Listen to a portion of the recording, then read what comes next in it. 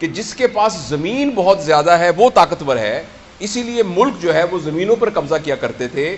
اس کے بعد جب مشینیں آئیں تو یہ پتہ لگا نہیں، جس کے پاس انڈسٹری زیادہ ہے وہ طاقتور ہے. اب یہ ہو گیا ہے کہ جس کے پاس ڈیٹا زیادہ ہے وہ زیادہ طاقتور ہے.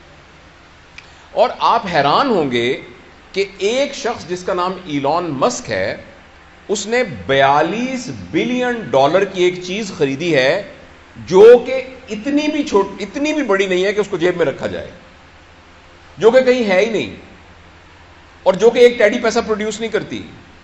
اور اس چیز کا نام ہے ٹویٹر، جو کہ $42 بلین کا لیا گیا. دنیا کے 140 ملکوں میں سے 70 کے قریب ایسے ملک ہیں جن کا بجٹ $42 بلین سے کم ہے، اور اتنے کی کسی شخص نے ایک چیز خریدی ہے جو کہ ہوا میں ایگزسٹ ہی نہیں کرتی.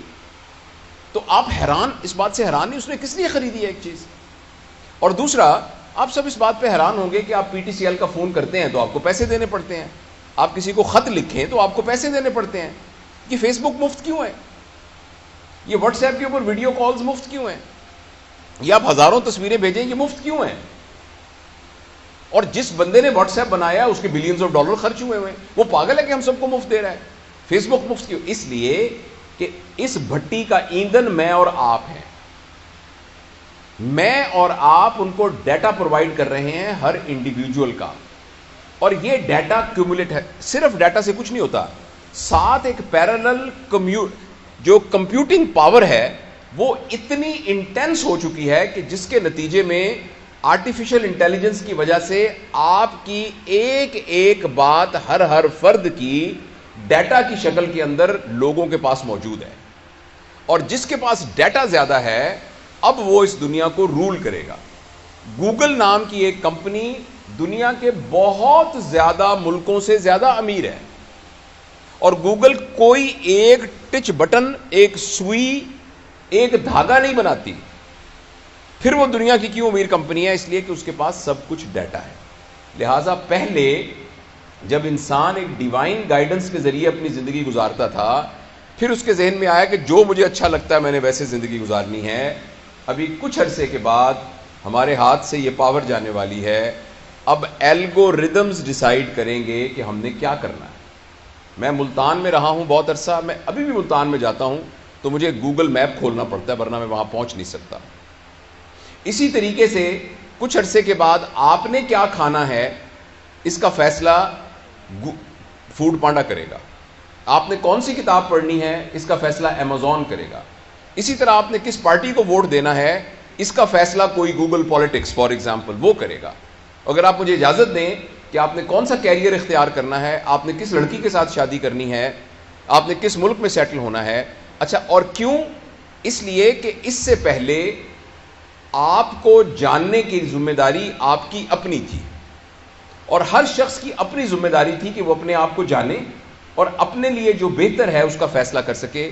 لیکن اب آپ کے اور میرے ساتھ کمپٹیشن ہے الگوریدمز کا اور ڈیٹا کا، اور اس الگوریدم اور اس ڈیٹا کے مقابلے میں یہ ہم سے جیت جائے گا.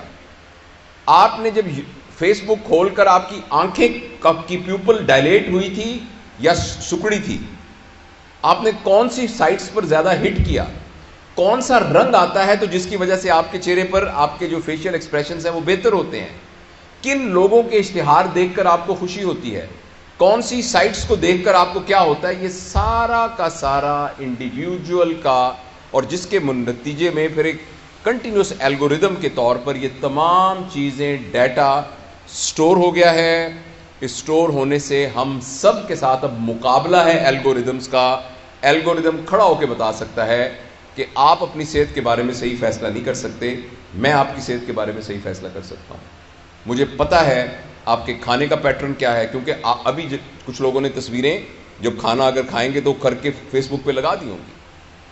آپ بالکل یہ مت سمجھیے کہ آپ نے آئس کریم کھاتے ہوئے جب تصویر کھنچوائی تھی وہ تصویر کچھ نہیں ہے، وہ تصویر ایک بٹ آف جگزا پزل ہے جس نے آپ کو ہیک کرنے والی اس پکچر کے اندر وہ موجود ہے.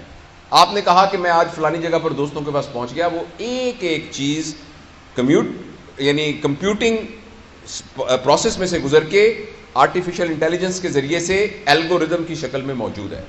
اور کچھ عرصے کے بعد میں اور آپ اس قدر مجبور ہو جائیں گے کہ ہم الگوریدم کے غلام بن جائیں گے۔ یہ بات فکشن نہیں ہے، میں آپ کے ساتھ یہ بات بہت سیریسلی شیئر کرنا چاہتا ہوں۔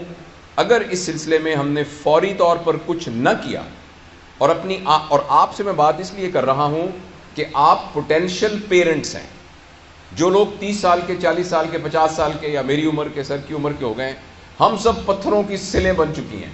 ہمارے اندر سے نیا مجسمہ تلاش کرنا بہت مشکل ہے۔ ہاں ہو سکتا ہے